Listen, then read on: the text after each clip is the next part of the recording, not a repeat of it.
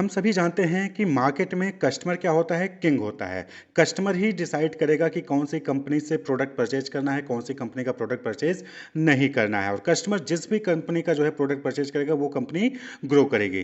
तो जो कंपनी, जो भी ऑर्गेनाइजेशन कस्टमर के नीड के अकॉर्डिंग, कस्टमर के वांट्स के अकॉर्डिंग उनको जो है सर्विसेज और प्रोडक्ट प्रोवाइड करेगी, वही जो है कंपनी सक्सेसफुल रहेगी, उसी वही कंपनी जो है प्रॉफिट अर्न करेगी। तो कस्टमर के अकॉर्डिंग, कस्टमर के नीड के अकॉर्डिंग, कस्टमर के वांट्स के अकॉर्डिंग आप, यानी कि बीइंग अ मार्केटिंग कंपनी, आप तभी जो है कस्टमर को जो है सही प्रोडक्ट या सर्विस दे पाओगे जब उसकी क्या नीड है, उसकी क्या वांट है, उसके बारे में आपको पता होगा। जब कस्टमर की क्या रिक्वायरमेंट है, कस्टमर किस तरीके से बिहेव करता है, कस्टमर को क्या चीज़ें सही लगती हैं, ये जब चीज़ें पता होंगी कंपनीज को, तभी तो वो जो है कस्टमर को सेटिस्फाई कर पाएंगी। तो कस्टमर से रिलेटेड डेटा को एनालाइज करके उससे जो है यूजफुल इंफॉर्मेशन निकालना और उस इंफॉर्मेशन के बेसिस पे कस्टमर को जो है सेटिस्फाई करना, यही मार्केटिंग एनालिटिक्स है। तो मार्केटिंग एनालिटिक्स में क्या होता है कि जो भी डिफरेंट एक्टिविटीज ऑर्गेनाइजेशन परफॉर्म करती हैं कस्टमर्स के लिए, उससे रिलेटेड जो भी डेटा आता है उसको एनालाइज करना और उस डेटा को एनालाइज करके उसमें यूजफुल इंफॉर्मेशन निकाल कर कस्टमर को सेटिस्फाई करना, यही मार्केटिंग एनालिटिक्स होता है। अब जैसे होता क्या है कि कस्टमर, जो ऑर्गेनाइजेशन है, जो मार्केटिंग ऑर्गेनाइजेशन है, उसने वेबसाइट बना रखा है अपना, क्लियर। तो अब वो ये जानना चाहती है कि जो कस्टमर्स आते हैं वो वेबसाइट पर कितने लोग हैं जो कि वेबसाइट को ओपन करते हैं और उस पर सर्च करते हैं प्रोडक्ट्स को, और वहीं पर कितने ऐसे कस्टमर्स हैं जो कि वेबसाइट ओपन करते हैं और तुरंत वापस चले जाते हैं। ये भी जानना जरूरी है ना कि भाई कितने कस्टमर हैं जो कि वेबसाइट ओपन किए, देखा, वो तुरंत वापस चले गए, पहले पेज से ही आगे किसी पेज पे वो गए ही नहीं। तो क्यों नहीं गए, इसका रीजन फाइंड आउट करना पड़ेगा। तो मार्केटिंग एनालिटिक्स, यानी कि यहाँ पर क्या होता है कि इस डेटा को एनालाइज किया जाता है कि बाउंस रेट कितना है, वेबसाइट से कितने कस्टमर हैं जो कि आते हैं पहले पेज से ही वापस चले जा रहे हैं, क्लियर। अगर बाउंस रेट कम है यानी कि आपका वेबसाइट बहुत सही है, अगर बाउंस रेट ज़्यादा है तो यानी कि इसका मतलब क्या हो गया कि ज़्यादा कस्टमर हैं जो कि पहले पेज से ही वापस चले जा रहे हैं, यानी कि वेबसाइट में प्रॉब्लम है, वेबसाइट को इंप्रूव करने की ज़रूरत है, क्लियर। तो ये एनालाइज किया जा सकता है। एनालाइजिंग बाउंस रेट यानी percentage of visitors who leave immediately can help identify poorly performing pages that need improvement. तो इससे जो है क्या कर सकता है, जो ऑर्गेनाइजेशन की वेबसाइट है उसको इंप्रूव कर सकते हैं, कलर कॉम्बिनेशन, लेआउट, ये सारे डिजाइन जो भी हैं वो सब चेंज कर सकते हैं, क्लियर। तो दैट इज मार्केटिंग एनालिसिस। यहाँ पे क्या हुआ कि यहाँ पर जो है आपने कस्टमर के एक्टिविटीज को मॉनिटर किया और उसको एनालाइज किया, और एनालाइज करके आपने ये फाइंड आउट किया कि आपकी वेबसाइट सही है या फिर खराब है। तो दैट इज मार्केटिंग एनालिसिस, यानी कि जो भी मार्केटिंग एक्टिविटीज है उनसे रिलेटेड डेटा को कलेक्ट किया जाता है और उसको एनालाइज किया जाता है, और उसकी एनालिसिस करने पे जो भी इंफॉर्मेशन आती है उसका इस्तेमाल किया जाता है मार्केटिंग एक्टिविटीज को इंप्रूव करने के लिए, कस्टमर को सेटिस्फाई करने के लिए, क्लियर। इसी तरीके से analysing which type of content, यानी video, image, text receive the most engagement can help tailor future content strategy. अब अगर आपको पता है कि आपके जो कस्टमर हैं वो किस टाइप का जो है चीज़ ज़्यादा समय देते हैं, किस टाइप की चीज़ में, वीडियो में ज़्यादा समय देते हैं, इमेज को देखने में ज़्यादा समय देते हैं, फिर टेक्स्ट को पढ़ने में ज़्यादा समय देते हैं, आप अगर इस चीज़ को एनालाइज कर लिए गए तो आप आसानी से जो है कस्टमर के अकॉर्डिंग जो है उनको जो है वीडियो या फिर फोटो या फिर इमेजेस या टेक्स्ट में आप जो है उनको प्रमोशन भेज सकते हैं, क्लियर। इसी तरीके से analysing which subject line have the highest open rate can inform future email campaign. तो देखिए होता क्या है कि जो मार्केटिंग कंपनीज होती हैं वो ईमेल के जरिए भी प्रमोशन करती हैं। तो जब ईमेल में प्रमोशन किया जाता है ईमेल के जरिए, तो वहाँ पर पूरा ईमेल तो दिखता नहीं है, वहाँ पर क्या है, वो जो टैगलाइन होते हैं, जो सब्जेक्ट में लिखा होता है, वो जो है पढ़कर जो है कोई भी कस्टमर ओपन करता है। भाई टैगलाइन अगर आपकी अच्छी है तो कस्टमर ओपन करेगा, टैगलाइन खराब है तो कस्टमर ओपन नहीं करेगा। तो यहाँ पर आप इस चीज़ को एनालाइज कर सकते हो कि किस टाइप का ईमेल है जो कि कस्टमर द्वारा ज़्यादा ओपन किया जा रहा है। तो आप हमेशा सब्जेक्ट लाइन वही रखोगे, क्यों, क्योंकि सब्जेक्ट लाइन उसको रखने से कस्टमर जो है ईमेल को ओपन करता है, क्लियर। तो ये मार्केटिंग एनालिटिक्स होता है, यानी कि process of collecting and analysing data from marketing activities to evaluate performance, understanding consumer behaviour and gain knowledge और insight that drive strategic decision and optimise return on investment, clear. तो marketing analytics का मतलब क्या हो गया कि यहां पर क्या करते हैं कि जो मार्केटिंग एक्टिविटीज है उससे रिलेटेड जो भी डेटा है उसको कलेक्ट करते हैं, उसको एनालाइज करते हैं, जिससे हमें यह पता चले कि जो भी मार्केटिंग कैंपेन परफॉर्म की जा रही है, जो भी मार्केटिंग एक्टिविटीज परफॉर्म की जा रही है, उसकी परफॉर्मेंस कैसी है, और साथ ही साथ कंज्यूमर का बिहेवियर कैसा है, यह भी पता चल जाता है, क्लियर। कंज्यूमर रुक रहा है, चला जा रहा है, खरीद रहा है कि नहीं खरीद रहा है, कितना समय दे रहा है, सारी चीजें जो है आपको वहां से पता चल जाएंगी। और इस इंफॉर्मेशन का आप क्या करोगे, इस इंफॉर्मेशन का यूज करके आप अपने कैंपेन को और इंप्रूव करोगे, आप जो है कस्टमर को सेटिस्फाई करने की कोशिश वहां पर करते हो। तो मार्केटिंग एनालिटिक्स, क्लियर। देखिए, 2 टर्म है यहाँ पे, मार्केटिंग और एनालिटिक्स। आप देख रहे हैं 2 टर्म से मिलके बना हुआ है। तो मार्केटिंग क्या होता है पहले देखिए। मार्केटिंग मतलब आपने मार्केटिंग मैनेजमेंट की डेफिनेशन पढ़ी होगी, identifying and satisfying human need and wants profitably, यानी कि जो ह्यूमन की नीड्स होती हैं, उसको उसकी वांट्स होती हैं, उसको आइडेंटिफाई करना, उसको पहचानना कि किस इंसान को क्या किस चीज़ की ज़रूरत है, और उसके अकॉर्डिंग उसको प्रोडक्ट प्रोवाइड करना, उसकी नीड को सेटिस्फाई करना, प्रॉफिट अर्न करते हुए, यानी कि उसके बदले उससे पैसे लेते हुए। तो इसी को क्या कहते हैं, मार्केटिंग कहते हैं। मार्केटिंग में क्या हुआ कि हम लोगों की नीड को आइडेंटिफाई करते हैं और उसके अकॉर्डिंग प्रोडक्ट बना के हम उनको डिलीवर करते हैं, उसके बदले उनसे पैसे लेते हैं, उनकी नीड सेटिस्फाई होती है और हमें प्रॉफिट होता है। तो यही मार्केटिंग होती है। अब इस काम को करने के लिए हमें बहुत सारे काम परफॉर्म करने पड़ते हैं, बहुत सारी एक्टिविटीज़ परफॉर्म करनी पड़ती है, जिसको मार्केटिंग एक्टिविटीज़ कहते हैं। जैसे कि 7P आपने पढ़ा होगा, product, price, place, promotion, people, process, physical evidence.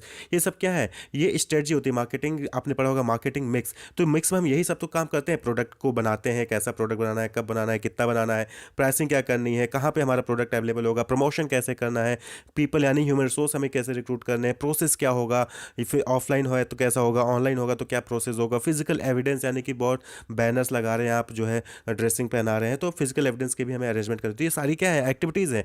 और इन्हीं एक्टिविटीज़ को परफॉर्म करके हम कस्टमर की नीड को, ह्यूमन की नीड को सेटिस्फाई करते हैं। तो यही चीज़ मार्केटिंग कहलाती है। वहीं पे एनालिटिक्स का मतलब क्या होता है, एनालिटिक्स का मतलब होता है information resulting from the systematic analysis of data. यानी जब आप किसी डेटा का सिस्टमैटिक एनालिसिस करते हो, उससे जो इन्फॉर्मेशन निकल के आती है, वही चीज़ एक तरीके की एनालिटिक्स होती है। तो मार्केटिंग एनालिटिक्स का मतलब क्या हो गया कि मार्केटिंग डेटा का सिस्टमैटिक एनालिसिस करके, मार्केटिंग परफॉर्मेंस के डेटा का जो सिस्टमैटिक एनालिसिस करके जो हमारे पास इंफॉर्मेशन निकल के आती है, और उसका उस इंफॉर्मेशन का यूज़ करना मार्केटिंग परफॉर्मेंस को और इंप्रूव करने के लिए, इफेक्टिव करने के लिए और अपने प्रॉफिट को बढ़ाने के लिए, वही चीज़ क्या होगी, मार्केटिंग एनालिटिक्स होगी। मार्केटिंग परफॉर्मेंस के डेटा को एनालाइज करना और फिर उस एनालिसिस के बेसिस पे जो इंफॉर्मेशन निकल के आती है, उससे अपनी परफॉर्मेंस को इंप्रूव करना, यानी कि मार्केटिंग परफॉर्मेंस को इंप्रूव करना और रिटर्न ऑन इन्वेस्टमेंट को इंप्रूव करना ही मार्केटिंग एनालिटिक्स कहलाता है। तो आप कुछ इस तरीके से इसको डिफाइन कर सकते हैं, that is practice of measuring, managing and analysing marketing performance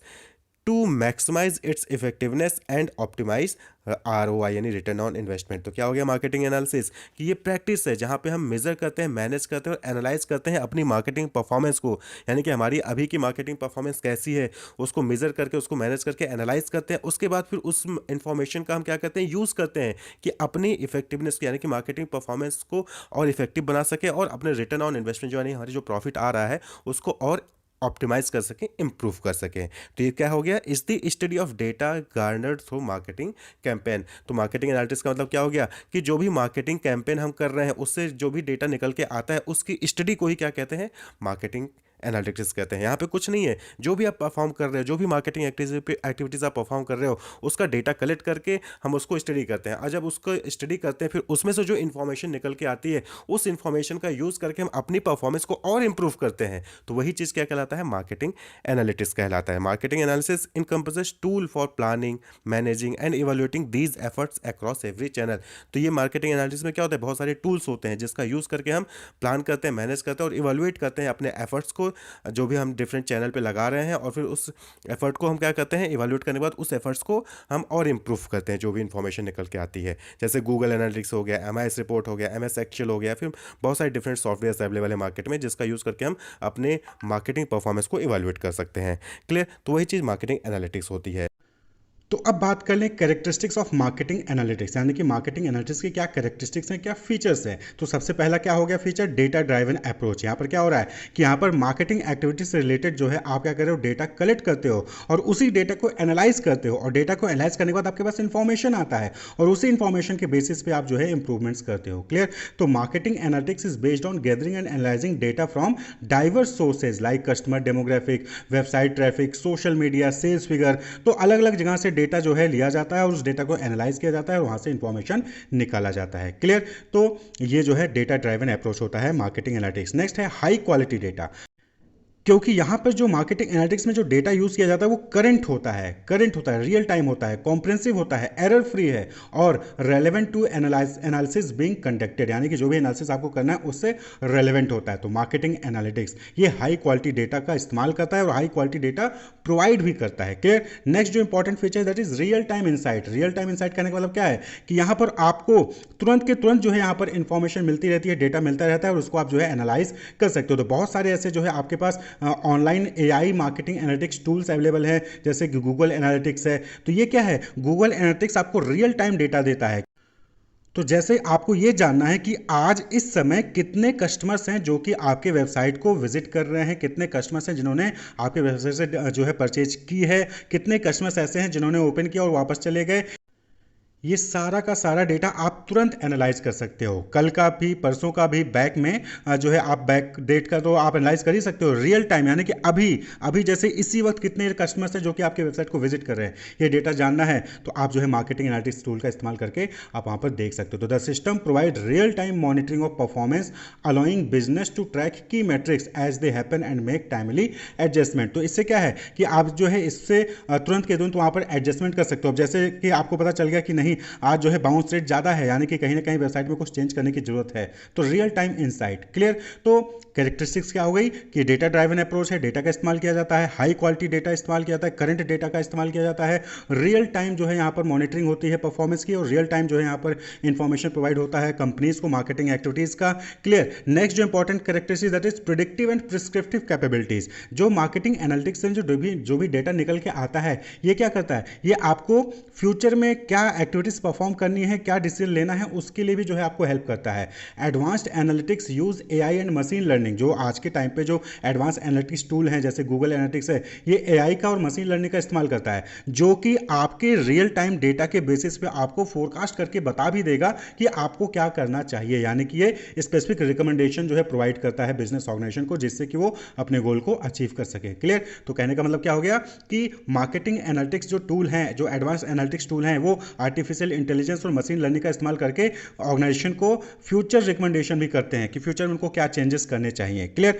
तो नेक्स्ट जो इंपॉर्टेंट कैरेक्टरिस्टिक्स है that is provide quantifiable matrix, यानी कि क्वांटिटेटिव डेटा जो है ये मार्केटिंग एनालिटिक्स प्रोवाइड करता है, जैसे कि customer life time value, return on investment, conversion rate, यानी कि 1000 लोग आपके वेबसाइट पे आए थे, 1000 में से जो है 50 लोगों ने ही आपका प्रोडक्ट परचेज किया, तो कन्वर्जन रेट कितना है। तो ये डिफरेंट जो डेटा है उसको वो क्वांटिटेटिव डेटा में वो प्रोवाइड करता है मार्केटिंग एनालिटिक्स। क्लियर। जिससे क्या है कि आप जो भी कंपनीज हैं वो अपने मार्केटिंग जो भी परफॉर्मेंस है, जो भी मार्केटिंग एक्टिविटीज है, उसकी सक्सेस को मेजर कर सकते हैं। तो क्वांटिफिएबल मैट्रिक्स जो है ये प्रोवाइड करता है, मैट्रिक्स यानी कि डेटा। नेक्स्ट जो है पर्सनलाइज्ड कस्टमर एक्सपीरियंस, यानी कि मार्केटिंग एनालिटिक्स का जो है इस्तेमाल करके जो इंफॉर्मेशन निकल के आती है, उस इंफॉर्मेशन के बेसिस पे यहाँ पर जो मार्केटिंग कंपनीज हैं वो कस्टमर के अकॉर्डिंग वहाँ पर प्रोडक्ट उनको डिलीवर कर सकती हैं, सर्विसेज प्रोवाइड कर सकती हैं। तो पर्सनलाइज कस्टमर एक्सपीरियंसेस। और यहाँ पर एक चीज़ और है, इस पॉइंट ऑफ व्यू से भी आप समझिए कि जो मार्केटिंग टूल्स हैं ये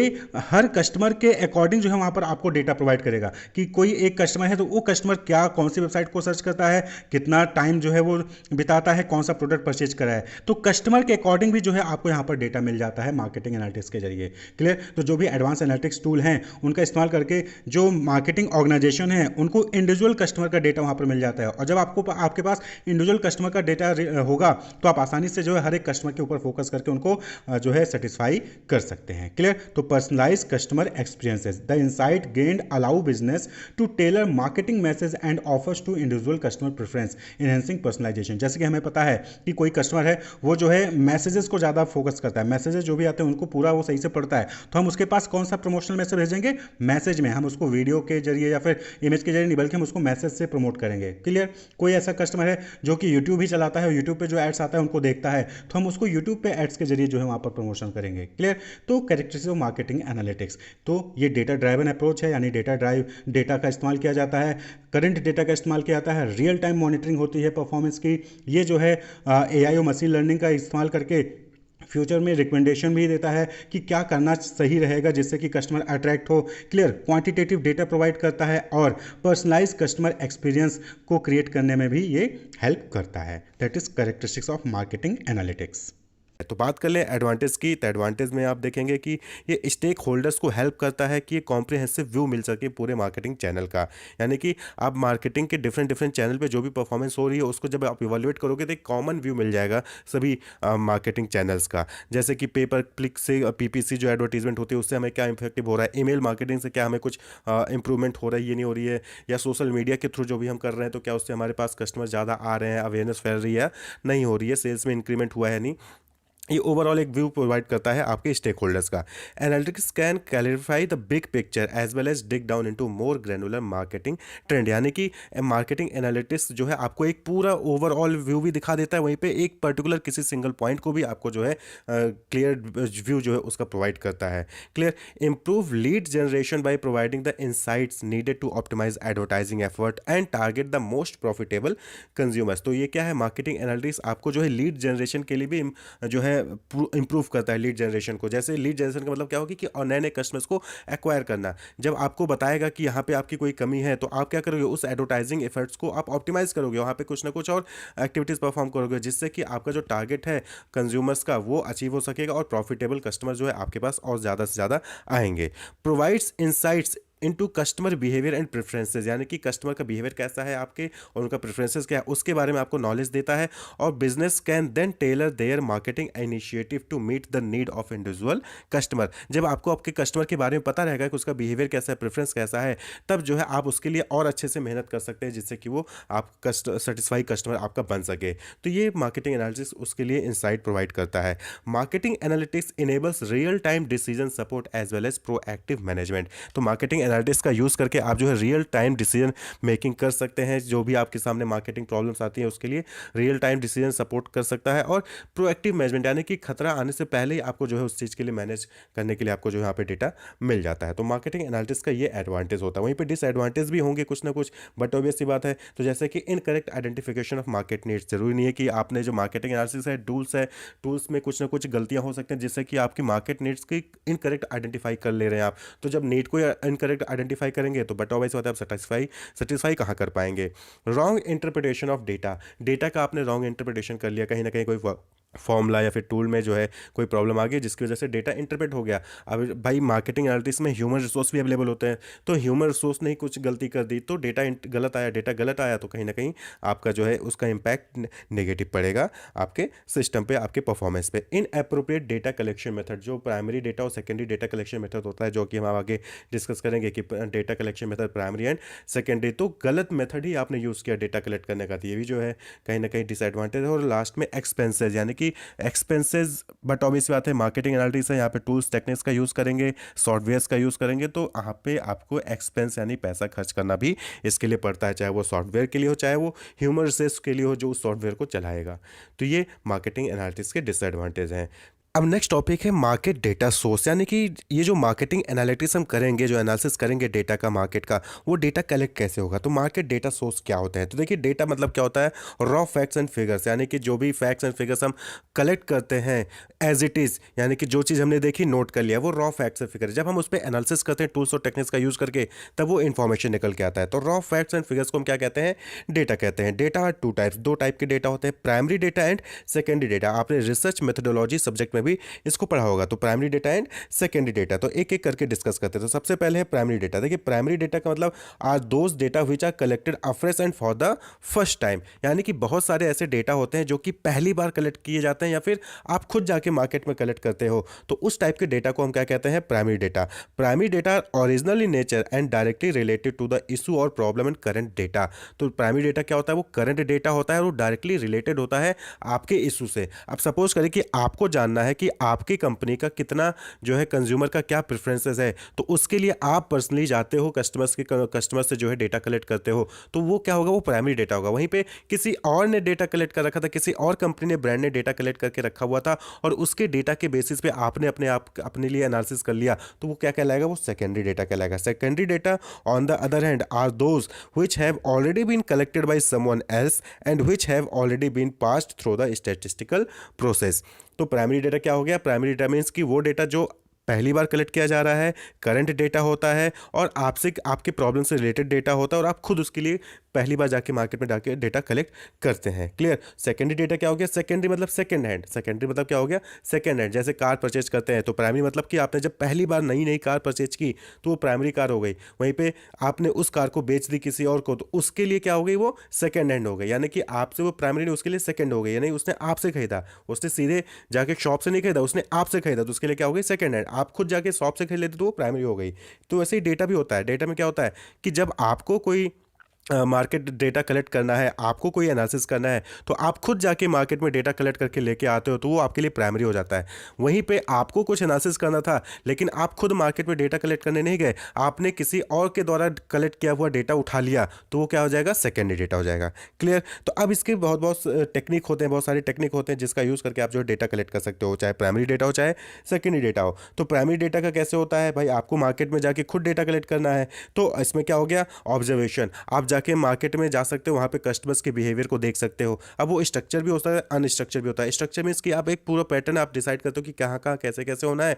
अनस्ट्रक्चर मीन्स आप मार्केट में चले गए, जो भी डेटा मिल रहा है उसको एज इट इज लिख के लेके आ गए और बाद में उस पर एनालिसिस कर रहे हो। तो स्ट्रक्चर में प्लानिंग होती है, अनस्ट्रक्चर में अनप्लान्ड होता है। तो ऑब्जर्वेशन, आप लोगों को देख के ऑब्जर्व करके कस्टमर को जो है आप डेटा कलेक्ट कर सकते हो। दूसरा तरीका है इंटरव्यू। आप कस्टमर से इंटरव्यू लीजिए, या स्टेक होल्डर्स, जो भी स्टेक होल्डर्स है, कस्टमर की बात नहीं हो रही यहाँ पे, स्टेक होल्डर्स जो भी आपके मार्केटिंग एक्टिविटीज़ में इन्वॉल्व हैं, उनसे आप जो है पर्सनली इंटरव्यू लीजिए मिलके, चाहे टेलीफोन पे इंटरव्यू ले सकते हैं, वहाँ से डेटा आपको मिल जाएगा। क्वेश्चनर मीन्स की सर्वे, आप सर्वे कंडक्ट करवा सकते हो, चाहे वो ऑनलाइन चाहे ऑफलाइन, जो है आप जो है सर्वे कंडक्ट करा के आप डेटा कलेक्ट कर सकते हो। सोशल मीडिया मॉनिटरिंग, आजकल मैक्सिमम पर्सन जो है सोशल मीडिया पे अवेलेबल रहता है और उस पर अपनी फीडबैक्स प्रोवाइड करता रहता है, अपनी नीड वांट्स या फिर जो भी एक्टिविटीज़ है वो बताता रहता है। तो आप वहाँ से भी डेटा जो है कलेक्ट कर सकते हो, मॉनिटर करके डिफरेंट सोशल मीडिया प्लेटफॉर्म को, फेसबुक पे, ट्विटर पे क्या कमेंट आ रहे हैं, क्या रिएक्शन आ रहा है, वहाँ से भी डेटा कलेक्ट कर सकते हो। फिर इसके अलावा भी बहुत सारे मेथड है, जैसे वारंटी कार्ड जो कंपनीज प्रोवाइड करती है, वहाँ से मैकेनिकल डिवाइसेस का यूज़ करके आप पर्सनली नहीं ऑब्जर्व कर सकते हो, तो सीसीटीवी कैमरे लगा के ऑब्जर्व कर सकते हो क्या बिहेवियर है, कौन सा प्रोडक्ट परचेज कर रहा है, कितनी बार फ्रिक्वेंसी क्या है। ऑडिट्स जो है आप अपने ऑर्गेनाइजेशन में कंडक्ट करके जो है वहाँ से भी प्राइमरी डेटा कलेक्ट कर सकते हैं। क्लियर? और वहीं पे अब बात करें सेकेंडरी डेटा कलेक्ट करने की, तो सेकेंडरी डेटा के डिफरेंट सोर्सेज, जैसे यहाँ पे इंटरनल और एक्सटर्नल दो टाइप को हम डिवाइड कर सकते हैं। Internal source of secondary data means की कंपनी के रिकॉर्ड्स, यानी हमारी कंपनी में खुद के रिकॉर्ड्स कुछ अवेलेबल है, वहाँ से आप डेटा ले लिए, एम्प्लॉय के रिकॉर्ड्स उठा लिए, सेल्स रिकॉर्ड्स आपने ले लिया, फाइनेंशियल रिकॉर्ड्स ले लिया, या फिर कोई अदर रिकॉर्ड्स जो कंपनी के अंदर है, तो ये सब क्या हो गया, ये तो इंटरनल सोर्स हो गए जो कि सेकेंडरी डेटा है, यानी कि ऑलरेडी कलेक्टेड है। वहीं पे एक्सटर्नल सोर्स, सेकेंडरी डेटा का एक्सटर्नल सोर्स, जैसे पब्लिश डेटा, यानी क्या होता है कि बहुत सारे गवर्नमेंट ऑर्गेनाइजेशन होती है, प्राइवेट एजेंसीज होती है, ऑर्गेनाइजेशन होती है, वो अपना डेटा जो है ईयरली पब्लिश करती हैं, तो आपने उनका डेटा उठा लिया अपने प्रॉब्लम को सॉल्व करने के, एनालिसिस करने के लिए। सेंसस का data, CSO, NSS, trade association जैसे कि एडवर्टाइजिंग एज है, ये जो है डेटा पब्लिश करती रहती हैं, तो इनका डेटा आपने यूज़ कर लिया। बुक्स और मैगजीन्स से उठा लिया आपने कंटेंट, जर्नल्स आपने उठा लिए, न्यूज़पेपर से आपने डेटा ले लिया, या फिर वेबसाइट्स बहुत सारे डेटा पब्लिश करती हैं, उनसे जो है डेटा लिया, तो ये क्या हो गया, ये सेकेंडरी डेटा के सोर्स हो गए। तो मार्केटिंग एनालिटिक्स करने के लिए, मार्केटिंग परफॉर्मेंस को इम्प्रूव करने के लिए जब आप एनालिसिस करते हो डेटा का, तो उस डेटा को आप इन तरीकों से ले सकते हो, चाहे वो प्राइमरी डेटा यानी कि खुद आपने कलेक्ट किया हो, चाहे वो सेकेंडरी डेटा यानी कि किसी और ने कलेक्ट किया था, उससे डेटा आपने ले लिया। तो दोनों तरीके से आप जो है डेटा कलेक्ट कर सकते हैं। किसके लिए? मार्केटिंग एनालिटिक्स के लिए। मार्केट साइजिंग, इस वर्ड को समझने से पहले आप समझिए मार्केट साइज क्या होता है। देखिए, मार्केट साइज का मतलब होता है कि किसी भी गिवन मार्केट में कितने पोटेंशियल बायर हैं किसी प्रोडक्ट को, किसी सर्विस को यूज करने वाले, उनके नंबर्स को क्या कहते हैं, मार्केट साइज कहते हैं, या फिर टोटल रेवेन्यू जो वो जनरेट करेंगे वो भी मार्केट साइज डिनोट करता है। जैसे फाइनेंशियल 19 में इंडिया जो है $4.43 ट्रिलियन का मार्केट था, फिर फाइनेंशियल ईयर 2021 में और इंक्रीज हो गया 5 पॉइंट समथिंग जो है वो ट्रिलियन का मार्केट हो गया, यानी कि वहाँ पे उतने ट्रिलियन डॉलर्स का जो है प्रोडक्शन या फिर क्या कहते हैं रेवेन्यू जनरेट होता। तो इसी को हम कहते हैं मार्केट साइज। जितनी पॉपुलेशन उतना ज़्यादा मार्केट साइज, यानी कि किसी भी पर्टिकुलर प्रोडक्ट के लिए कितने नंबर ऑफ कस्टमर उस मार्केट में अवेलेबल है, वही मार्केट साइज कहलाता है। आप सपोज करें कि आपने जो है एक डॉग ग्रूमिंग सर्विस ओपन करके रखा हुआ है, तो डॉग ग्रूमिंग सर्विस ओपन करके रखा हुआ है, तो उस एरिया में, जिस एरिया में आपने ओपन करके रखा है, उस एरिया में जितने भी डॉग ऑनर्स होंगे वो क्या होंगे, वो आपका मार्केट साइज कहलाएगा। आपने सपोज करें कि किसी छोटे से डिस्ट्रिक्ट में ओपन करके रखा हुआ डॉग ग्रूमिंग सेंटर, तो उस डिस्ट्रिक्ट में जितने भी सपोज करिए 100 डॉग ऑनर्स है, तो 100 डॉग ऑनर्स आपका मार्केट साइज होगा। 200 है तो 200 डॉग ऑनर्स आपका मार्केट साइज होगा। तो ये जो मार्केट साइज है, इसको एस्टिमेट करना, इसको एस्टिमेट करना ही क्या कहलाता है, मार्केट साइजिंग कहलाता है। Estimating the number of buyers of a particular product और user of a service is known as market sizing, यानी कि आप अपने मार्केट को साइज कर रहे हो, आप नाप रहे हो। मार्केट साइजिंग मीन्स आप नाप रहे हो कि आपका मार्केट कितना बड़ा है या कितना बड़ा हो सकता है, या आप अंदाजा लगा रहे हो। ठीक है, हाउ मेनी पीपल और house hold will purchase your product, या फिर what quantity they will purchase, या फ्रीक्वेंसी क्या होगी, या फिर how much money will they spend. ठीक है, तो ये सब अंदाजा लगाना ही मार्केट साइजिंग कहलाता है। अब ये मार्केट साइजिंग नॉर्मली जो है न्यू प्रोडक्ट में खासकर इंपॉर्टेंट होता है, क्योंकि नया प्रोडक्ट होता है तो यहाँ पे आपको डिसाइड करना होता है कि आगे चलें या फिर आगे न चलें। ये डिसीजन लेना है, गो या नो गो डिसीजन लेना होता है कि हम आगे मार्केट को बढ़ाएं या फिर ना बढ़ाएं। ये मार्केट साइजिंग पे डिपेंड करता है। तो मार्केट साइजिंग का मतलब क्या हो गया कि आपको एस्टिमेट करना है कि नंबर ऑफ बायर किसी भी पर्टिकुलर मार्केट में कितने हैं जो पोटेंशियल कस्टमर हो सकते हैं आपके प्रोडक्ट के या फिर सर्विस के। क्लियर। तो दो टाइप के जो यहाँ पे there are two type of market size to calculate, हम दो टाइप के मार्केट को कैलकुलेट करते हैं। There are two type of market size to calculate. पहला होता है टोटल एड्रेसेबल मार्केट यानी TAM।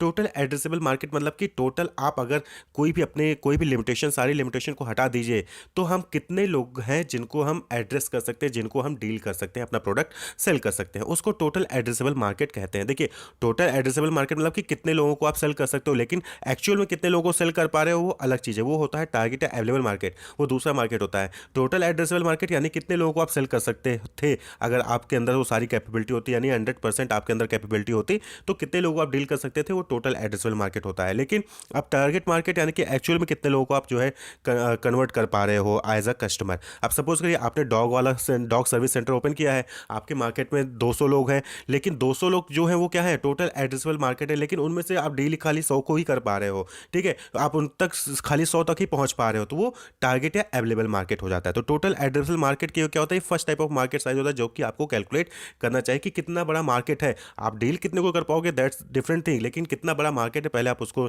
जानिए। तो total addressable market it is the number of customers और amount of money you could earn if you were 100% successful and achieve 100% sales to every potential customer। यानी कि अगर आप 100% सक्सेसफुल होते हैं और 100% जो है सभी पोटेंशियल कस्टमर को अपना सेल कर देते प्रोडक्ट, तो वो चीज़ टोटल एड्रेसेबल मार्केट कहती है। वहीं पे टारगेट या अवेलेबल मार्केट का मतलब it is the market size that your startup business can realistically reach, यानी कि असलियत में आप कितने लोगों तक पहुंच सकते हो, उस मार्केट को हम कहते हैं टारगेट और अवेलेबल मार्केट। आपने खोला हुआ है डिस्ट्रिक्ट जो है, सपोज करिए आपने लखनऊ डिस्ट्रिक्ट में अपना ओपन करके रखा हुआ है डॉग सर्विस सेंटर, तो अब आप सोच रहे हो कि सुल्तानपुर डिस्ट्रिक्ट या फिर कोई और डिस्ट्रिक्ट जो है बनारस डिस्ट्रिक्ट या फिर सीतापुर में अप्रोच कर पाओ, तो नहीं अप्रोच कर सकते हो। तो एक्चुअल में आपका जो मार्केट क्या होगा वो लखनऊ डिस्ट्रिक्ट का होगा, लेकिन टोटल एड्रेसेबल मार्केट क्या हो सकता था, वो बनारस डिस्ट्रिक्ट भी हो सकता था, वो सीतापुर डिस्ट्रिक्ट भी हो सकता था, वहाँ पे भी डॉग ऑनर से जहाँ जहाँ भी डॉग ऑनर सब हो सकते थे, लेकिन एक्चुअल में आप लखनऊ को ही टारगेट कर पाए। तो इसको हम कहते हैं सेगमेंटेड एड्रेसेबल मार्केट। टारगेट या अवेलेबल मार्केट को हम क्या कहते हैं, सेगमेंटेड एड्रेसेबल मार्केट, यानी कि आपने किसी एक सेगमेंट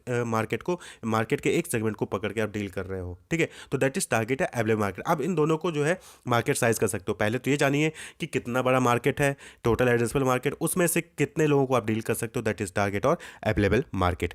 क्वेश्चन उठता है कि मार्केट साइजिंग करते कैसे हैं, तो इसके लिए दो अप्रोच है, टॉप डाउन एनालिसिस और बॉटम अप एनालिसिस। तो टॉप डाउन एनालिसिस में क्या होता है, देखिए टॉप डाउन यानी टॉप से डाउन, यानी कि मैक्रो से माइक्रो आना, यानी कि ब्रॉडर से नैरो होना।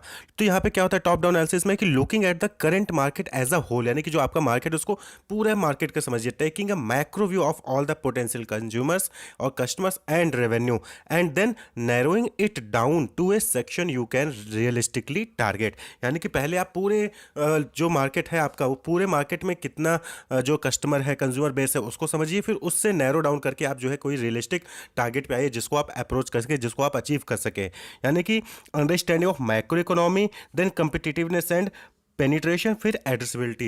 यानी कि आप जैसे सपोज करें कि आप जो है टीवी बना रहे हैं, तो टीवी बना रहे हैं तो आप जितने भी कस्टमर हैं जो टीवी परचेज करते हैं, आप सभी को फोकस नहीं कर सकते।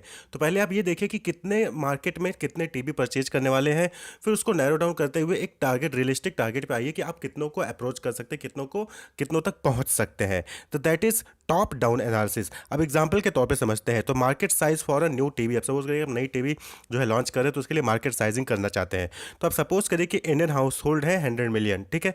अब उसमें से आप देखना चाहते हैं कि हाउ मेनी हैव टीवीज, यानी कि कितने लोगों के पास टीवीज है।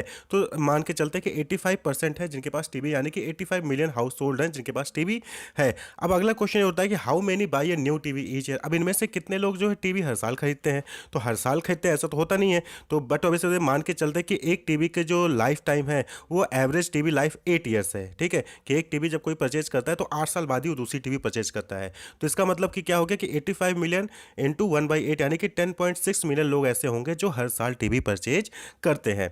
क्लियर। अब यहाँ पे आता है कि आप इसमें से कितना कैप्चर कर सकते हो। तो अब रियलिस्टिक है तो यानी कि आपकी कैपेबिलिटी क्या है, आपके पास रिसोर्सेज है कि नहीं है, तो उनके बेसिस पर आप ये मान के चल रहे हो कि हम 10.6 मिलियन तो नहीं, हाँ 10.6 मिलियन का 1% हम कैप्चर कर सकते हैं। ठीक है, तो आपका मार्केट साइज क्या हो जाएगा, that is 1,06,000 TVs per year. ये आपका जो है मार्केट साइज हो जाएगा। तो आपको इसके अकॉर्डिंग जो है अपनी प्रोडक्टिविटी, अपने हायरिंग, जो भी इंप्लॉयज रखने हैं, जो भी रिसोर्सेज रखने हैं, रॉ मटेरियल्स रखने हैं, इसके अकॉर्डिंग आप जो है फिर अपना सारा कुछ प्लान करेंगे। क्लियर। तो दैट इज टॉप डाउन। पूरे मार्केट में 100 मिलियन थे, उससे नैरो डाउन करके रियलिस्टिक के टारगेट पे आप आ गए। That is top down. इसका जस्ट अपोजिट हो जाता है क्या, that is bottom up approach. तो बॉटम अप एनालिसिस में क्या होता है कि यहाँ पे हम इंडिविजुअल से कंप्लीट मार्केट की ओर चलते हैं। तो bottom up analysis, a firm must first identify the customer segment it intends to reach and then make estimate of their size and growth. तो वहाँ पे क्या था, देखिए टॉप अप में क्या था, टॉप डाउन में वहाँ था कि पहले पूरे मार्केट को हमने देख लिया, उसमें से हम सेगमेंट करते हैं, रियलिस्टिक अप्रोच पे आते हैं। यहाँ पे आपको जो आप पहले कस्टमर सेगमेंट को, जिसको आप पहुँचना चाहते हो, जिनको आप सर्व करना चाहते हो, वहाँ तक पहले उसको आइडेंटिफाई करिए। उसके बाद फिर एस्टिमेट करिए कि आपका साइज या ग्रोथ क्या हो सकता है। तो जैसे कि आपने टोमेटोलॉजी को बहुत देखा होगा, सुना भी होगा उसके बारे में। तो यहाँ पे क्या था कि ₹1 या $1 जो है पर प्राइस पर टोमेटो था। अब 150 पर हाउस होल्ड के हिसाब से $150 जो है वहाँ पे उसका कंजम्पशन होता था। तो अब सपोज करिए कि आपकी सिटी में 35,000 जो है रीचेबल हाउस होल्ड है, यानी 35,000 ऐसे लोग हैं जहाँ तक आप पहुँच सकते हैं। तो आपका जो ग्रोथ हो जाएगा क्या होगा, 5.3 मिलियन हो जाएगा। ठीक है, 150 इंटू 35,000। फिर उसके बाद अभी आप मान के चल रहे हैं कि 30 सिटीज़ हैं, 30 सिटीज़ हैं जहाँ तक आप जो है आगे जाके अचीव कर सकते हैं। तो 30 सिटीज़ के हिसाब से आपका मार्केट साइज क्या हो जाएगा, 156 मिलियन हो जाएगा। 5.3 इंटू 30 तो नियर अबाउट आपका 156 मिलियन हो जाएगा। तो यहाँ पे क्या, सिंगल से मैक्रो यानी माइक्रो से मैक्रो चलेगा, नैरो से अपर साइड चले गए आप। तो that is called bottom up analysis, नीचे से छोटे से बड़ा। ठीक है, तो बॉटम अप, तो आपने पहले एक छोटे से मार्केट देखा, फिर मार्केट को धीरे धीरे बड़ा एस्टिमेट करना स्टार्ट कर दिया। टॉप अप में क्या था, बड़े से मार्केट को आपने नैरो डाउन करके छोटे मार्केट में ले आए, फिर उसको आपने टारगेट किया, फिर धीरे धीरे आपने बड़े मार्केट को कंप्लीट करने की कोशिश करते हैं। तो where can your product be sold, how much for and how much for the current market could you command. तो ये चीज़ें क्या होती है, बॉटम अप एनालिसिस में आती है। क्लियर। तो इसके हिसाब से जो है मार्केट साइजिंग कर सकते हैं। देखिए मार्केट साइजिंग करते कैसे हैं, तो यहाँ पे दो ही तरीका है। पहला एक ही तरीका है कि डिफाइन योर कस्टमर। पहले तो आप अपने कस्टमर को डिफाइन करिए कि आपके कस्टमर है वो कौन सकते हैं। कॉलेज गोइंग स्टूडेंट हैं, या फिर मैरिड पर्सन है, या फिर जो है टीचर है, या फिर एम्प्लॉई हैं, या फिर जो मार्केट में जो नाइट ड्यूटी करते हैं वो हैं। तो आप कस्टमर को डिफाइन करिए। उसके बाद डू डेस्क रिसर्च, यानी कि अब रिसर्च करिए कि कितने एक्चुअली वैसे टाइप के कस्टमर हैं, अवेलेबल है मार्केट में। इंडियन मार्केट में सपोज के, तो इंडियन मार्केट में कितने टाइप, कितने कॉलेज गोइंग स्टूडेंट हैं, कितने जो है वर्किंग पर्सन है, कितने हाउस वाइफ्स हैं। तो इसको रिसर्च करिए। उसके बाद फिर जो है आप टॉप डाउन या फिर बॉटम अप अप्रोच वहाँ पे अप्लाई कर सकते हैं। क्लियर। अब नेक्स्ट टॉपिक आता है, that is stakeholder in market sizing. तो स्टेक होल्डर का मतलब क्या होता है, स्टेक होल्डर का मतलब वो सभी लोग जिनका इंटरेस्ट आपके अंदर है। स्टेक होल्डर से कोई कंपनी है, उस कंपनी से रिलेटेड जितने भी इंटरेस्टेड लोग होंगे उनको स्टेक होल्डर कहते हैं। A person with an interest और concern in something especially a business. तो बिजनेस में खासकर जो भी लोग आपके कंपनी से रिलेटेड होंगे वो स्टेक होल्डर्स कहलाएंगे। तो यहाँ पे stakeholders in market sizing की बात होती है, यानी मार्केट साइजिंग के स्टेक होल्डर कौन होगा, यानी कि मार्केट साइजिंग करने से किस पे इंपैक्ट पड़ेगा आपको बताया। तो देखिए मार्केट साइज कर रहे हैं, यानी कि आप एक एस्टिमेशन लगा रहे हैं कि नंबर ऑफ कस्टमर कितने हो सकते हैं, नंबर ऑफ पीपल, कस्टमर जो पोटेंशियल कस्टमर वो कितने हो सकते हैं। तो इसका, इस डेटा का यूज कौन करेगा, मार्केटिंग डिपार्टमेंट करेगा कि नहीं करेगा, करेगा। क्यों, क्योंकि जब मार्केटिंग डिपार्टमेंट को ये चीज़ पता होगी तो वो क्या है, वो इन्वेस्ट करेगा न्यू मार्केट में, वो कैलकुलेट करेगा मार्केट शेयर को। ठीक है, तो वो मार्केटिंग डिपार्टमेंट की काम आता है मार्केटिंग साइजिंग का डेटा। इसी तरीके से आप देखेंगे तो ऑपरेशंस डिपार्टमेंट में क्यों जरूरी है भाई, मार्केट साइजिंग करेंगे, एस्टिमेशन होगा तो हमें कितना मैन्युफैक्चरिंग करना है प्रोडक्ट, ये हम उसके लिए प्लानिंग कर सकते हैं। सर्विस डिलीवरी के लिए हमें पीपल जो हायर करने हैं, कितने हायर करने होंगे, हम उसके लिए प्लानिंग कर सकते हैं, उसके अकॉर्डिंग हम एक्शन ले सकते हैं। तो यहाँ पे मार्केट साइजिंग का जो है बेनिफिट होता है। इसी तरीके से चैनल पार्टनर, तो number of unit to move in channel, कितना नंबर ऑफ यूनिट है जो मूव होता रहना होगा चैनल पार्टनर्स के बीच में। तो इसमें भी जो है चैनल मार्केट साइजिंग का जो है इनको हेल्प करता है। इसी तरीके से फिनेंशियल डिपार्टमेंट, पैसा कहाँ कितना फंड लगना है, तो उस पर भी जो है मार्केट साइजिंग जो है कहीं ना कहीं हेल्प करता है। तो ये सारे क्या है, ये सारे लोग स्टेक होल्डर्स हैं किसके, मार्केट साइजिंग के। यानी कि अगर मार्केट साइजिंग आप एक एस्टिमेशन लगा लेंगे कि आपके पोटेंशियल कस्टमर कितने हैं, कितने हो सकते हैं, तो उसके अकॉर्डिंग ये लोग अपनी प्लानिंग करते हैं, वो लोग अपनी एक्टिविटी परफॉर्म करते हैं। क्लियर। तो मार्केट साइजिंग क्या हो गया, it helps in creating marketing plan. Different different department होते हैं, वो अपना प्लान क्रिएट कर सकते हैं, फोरकास्टिंग गोल कर सकते हैं कि हमारा गोल क्या हो सकता है इन फ्यूचर, बजटिंग कर सकते हैं जैसा कि आपने देखा डिफरेंट डिपार्टमेंट में। ठीक है, तो it should be re evaluated regularly as it can grow और श्रिंक।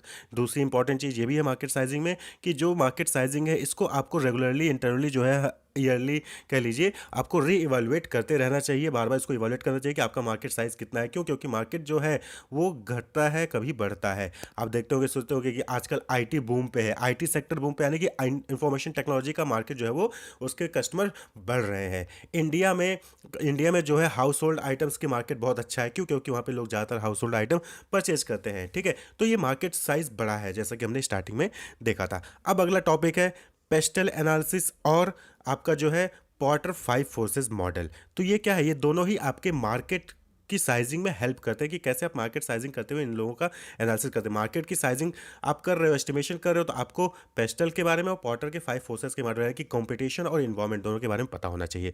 PESTEL, ये क्या है, political, economical, social, technological, environmental और लीगल। ये आपका पेस्टल का फुल फॉर्म होता है। पॉलिटिकल, पी से पॉलिटिकल, जैसे गवर्नमेंट पॉलिसीज हो गई, पॉलिटिकल स्टेबिलिटी होगी, corruption, foreign trade policy, tax policy क्या है, लेबर लॉज क्या है, ट्रेड रेस्ट्रिक्शंस कौन कौन से हैं, एग्जिम पॉलिसी, इंपोर्ट एक्सपोर्ट पे जो आपके जो है चार्जेस लगते हैं, वो सारी चीज़ें। तो आपको इस इन्वायरमेंट के बारे में पता रहना चाहिए कि कब कहाँ पे कौन सी चीज़ें पॉलिटिकल इन्वायरमेंट में चेंज हो रही हैं, कौन से लॉज चेंज हो रहे हैं, कौन से रेट्स चेंज हो रहे हैं, कौन से कहाँ पे क्या अपॉर्चुनिटीज़ आ रही है। इसी तरीके से इकोनॉमिकल हो गया, तो इकोनॉमिकल में economic growth, exchange rate, interest rate, inflation rate में क्या चेंज हो रहा है, डिस्पोजेबल इनकम घट रही है बढ़ रही है, अनएम्प्लॉयमेंट रेट क्या है, घट रहा है कि बढ़ रहा है। आपको इसके बारे में आइडेंटिफाई करके हमेशा आपको अप टू डेट रहना है और अपने अपॉर्चुनिटीज, स्ट्रेंथ, वीकनेस जो भी है इसके अकॉर्डिंग आपको अपना जो है इंप्रूव करना होता है ऑर्गेनाइजेशन को।